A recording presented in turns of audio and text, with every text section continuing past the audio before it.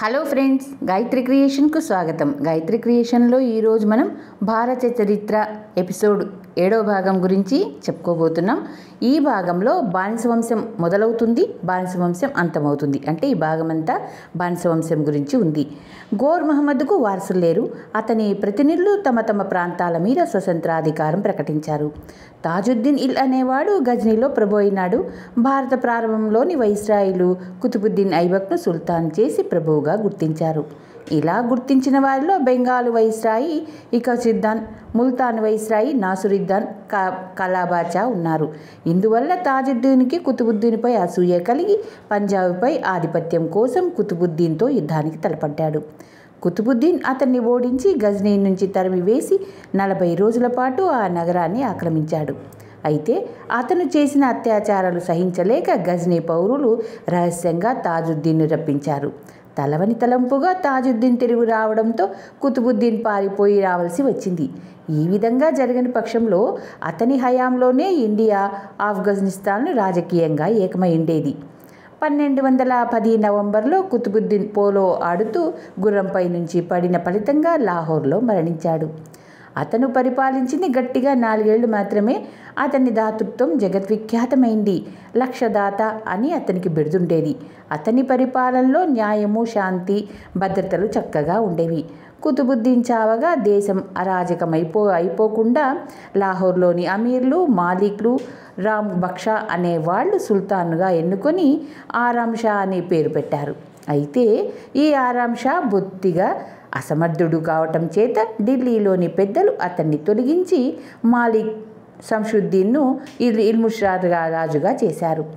ఇల్ముషా తురుష్కుల్లో అరబ్బీ తెగకు చెందినవాడు, గొప్ప అందగాడు, తెలివితేటలు, ఉపజ్ఞానం కలవాడు. అందుకే కుతుబుద్దీన్ ఢిల్లీలో వైస్రాయిగా ఉండే సమయంలో ఇల్తుట్మిష్ పెద్ద ధర ఇచ్చి బానిసగా కొన్నాడు. ఇతను క్రమంగా తన హోదాను పెంచుకొని బాదావుష్ గవర్నర్ కావటమే కాక కుతుబుద్దీన్ కుమార్తెను కూడా పెళ్లాడాడు. 1210 లేక 1211లో ఇల్తుట్మిష్ ఢిల్లీ సింహాసనం ఎక్కుతూనే గడ్డు సమస్యలను ఎదుర్కొన్నాడు. నాసురుద్దీన్ కబాచా సింధు ప్రాంతంలో స్వాతంత్రం ప్రకటించడమే కాక పంజాబ్పై కూడా కన్నువేశాడు.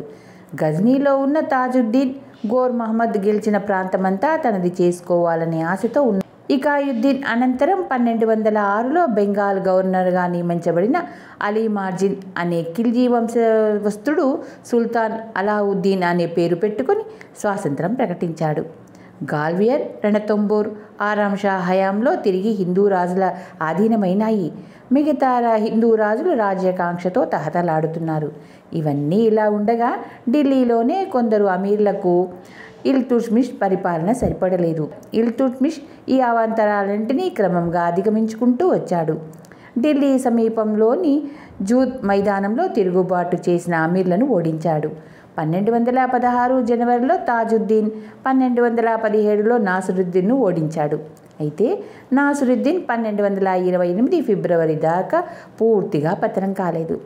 1229లో బాగ్దాద్లో ఖలీఫాగా ఉండిన ఆల్ ముస్తఫిన్ బిల్లా ఇల్తుట్మిష్ను గుర్తించుతూ వస్త్రకానుక పంపి అతనికి సుల్తానీ అజిమ్ అంటే సుల్తాన్లో శ్రేష్ఠుడా అనే బిరుదు కూడా ఇచ్చాడు. 1230-1231లో బెంగాల్లోని ఖిల్జీలు లోబడిపోయారు. 1232లో గాల్వియర్ను పరిపాలిస్తున్న మంగళదేవుడు ఓడిపోయాడు. 1234లో మాల్వా, ఉజ్జయినులు ఓడిపోయినాయి. ఉజ్జయిన్ నుంచి ప్రసిద్ధమైన విక్రమాదిత్యుడు శిలాప్రతిమను ఢిల్లీకి చేర్చబడింది. ఇల్తుట్మిష్ 26 సంవత్సరాలు పరిపాలించి 1236 ఏప్రిల్ 29న ఢిల్లీలో చనిపోయాడు. ఇల్తుట్మిష్ హయాంలోనే మొట్టమొదటిసారిగా మంగోళ్లు సింధు నదీ తీరం దాకా వచ్చారు. వారి నాయకుడు చరిత్ర ప్రసిద్ధుడైన చెంగిస్ ఖాన్. ఇతని అసలు పేరు తుమిచిన్. ఇతను 1155లో పుట్టి చిన్నతనంలోనే చాలా కష్టాలు పడి కాలక్రమాన మహానాయకుడై మధ్య ఆసియాలోని అనాగరిక జాతులతో సామ్రాజ్యం ఏర్పాటు చేశాడు. అయితే మంగోళ్లు ఢిల్లీ సుల్తాన్ను బాధించకుండా అప్పటికి తిరిగి వెళ్ళిపోయారు. ఢిల్లీలోని తుర్కీ సుల్తాన్లు 1290 దాకా పరిపాలించారు. వారిలో ఇల్తుట్మిష్ చాలా గొప్పవాడు. ఇతను తన పరిపాలనా కాలమంతా యుద్ధాలతో గడిపి కూడా కళలను గొప్పగా పోషించాడు. ఇతని కీర్తి శాశ్వత చిహ్నంగా నిలిచి ఉన్న కుతుబ్ మినార్ నిర్మాణం 1231-32లో పూర్తయింది.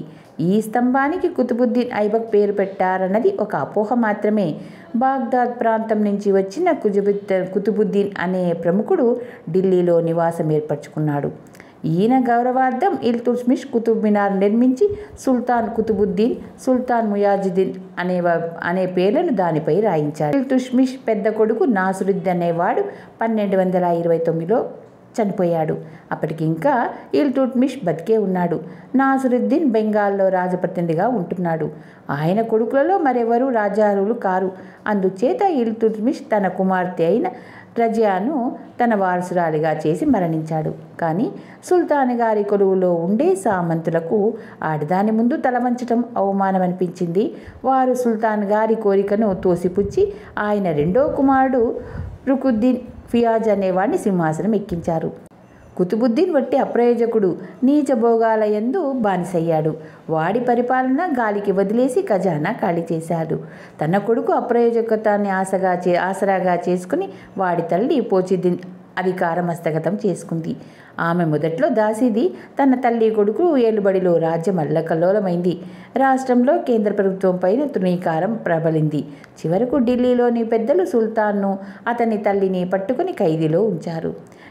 కిక్రీ అనే చోట తలదాచుకుంటూ ఉండిన రుక్నుద్దీన్ కూడా పట్టుబడి ఖైదీ చేశారు. 1236లో రుక్నుద్దీన్ ఖైదీలో మరణించాడు. రజియా ఢిల్లీ సింహాసనం అధిష్ఠించింది. కానీ ఆమెకు బలమైన ప్రతిపక్షం తయారైంది. దానికి నాయకుడు ప్రధాని మహమ్మద్ ఖైజున్. అయితే రజియా సమర్థురాలు. రాజనీతి తెలివిగా ఉపయోగించి తన ప్రతిపక్షం వాళ్ళ ఆట కట్టించింది. రాష్ట్రంలో కూడా ఆమె పరిపాలనకు ఆదరం లభించింది. ఆమె పరిపాలన ఆరంభమైన కొన్ని రోజుల్లోనే కిరామిత మహిళాది అనే తెగలవారు నిజాముద్దీన్ అనే తురుష్కు వాడి నాయకత్వాన అరాజక చర్యలు తలపెట్టారు. 1000 మంది కత్తులు డాళ్లు పట్టుకుని ఒక నిర్ణీత దినాన ఢిల్లీలోని పెద్ద మసీదులో ప్రవేశించారు. అయితే రాజభటులు వీరిని తరిమి కొట్టడంతో ఈ ప్రయత్నం హాస్యాస్పదంగా ముగిసింది. అయినప్పటికీ రజియాకు శాంతియుతంగా రాజ్యపాలన చేసే అవకాశం లేకపోయింది. అఫ్జియా దేశపు బానిస జులాలుద్దీన్ యాకుత్ అనేవాడు రజియా అనుగ్రహానికి పాత్రుడు కావటం జరిగింది. ఆమె అతన్ని అశ్వాలాధిపతిగా నియమించింది. ఇది చూసి తుర్కీ కులీన్లు ఆగ్రహం వచ్చింది. వారు ఐక్య సంఘటన పరిచారు. నస్రుద్దీన్ గవర్నర్ అయిన ఇల్తుష్ అల్మియా అనేవాడు ముందుగా రజియా సుల్తాన్పై ఎదురు తిరిగాడు. ఇతడికి ఉన్నత రాజోద్యోగులు ప్రోత్సాహం ఉండింది. ఈ తిరుగుబాటు అంచడానికి రజియా పెద్ద సేనతో బయలుదేరింది. ఉభయ పక్షాలలో జరిగిన సంఘర్షణలో జులాలుద్దీన్ యాకుత్ సంహరించబడ్డాడు. రజియా తిరుగుబాటుదారులకు బందీగా చిక్కింది. ఆమె అల్మునియా ఆధీనంలో ఉంచబడింది.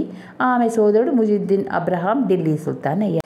తనకు ఏర్పడిన క్లిష్ట పరిస్థితి నుంచి బయటపడడానికి గాను ఆమె అల్మునియాను పెళ్లాడి అతన్ని తన పక్షం చేసుకుంది. ఆమె తన భర్తతోనూ అతని అనుచరులతోనూ కలిసి ఢిల్లీపైకి యుద్ధానికి బయలుదేరింది.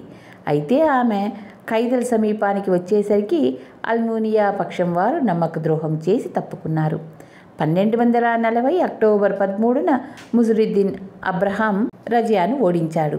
మర్నాడే రజియాను ఆమె భర్తను చంపేశారు. రజియా ప్రతిభావంతురాలు.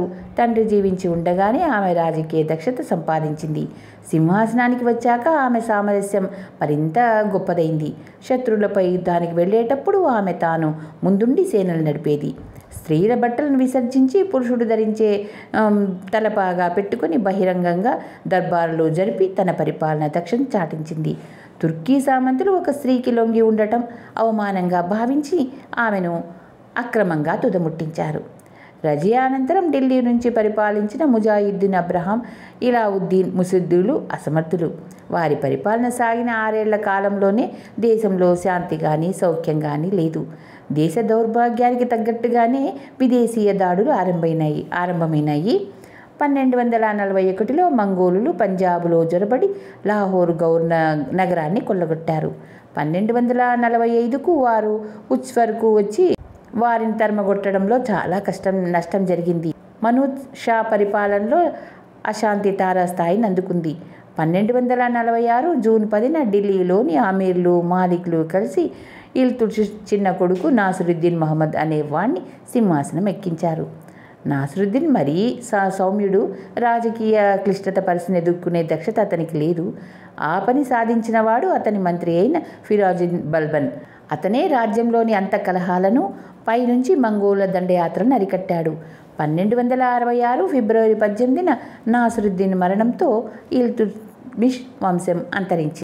అంటే బానిస వంశం సమాప్తం అయింది. ధన్యవాదాలు. చివరగా మీకో మాట, నా ఛానల్లోని కథలు మరియు వంటలు మీకు నచ్చినట్టయితే ఓ లైక్ చేయండి. మీ బంధువులకు, స్నేహితులకు, తెలిసిన వాళ్లకు షేర్ చేయండి. మరిన్ని వంటల కోసం, మరిన్ని మంచి మంచి కథల కోసం గాయత్రి క్రియేషన్ను సబ్స్క్రైబ్ చేసుకోండి. ధన్యవాదాలు. మిగిలిన కథ వచ్చే ఎపిసోడ్లో చెప్పుకుందాం.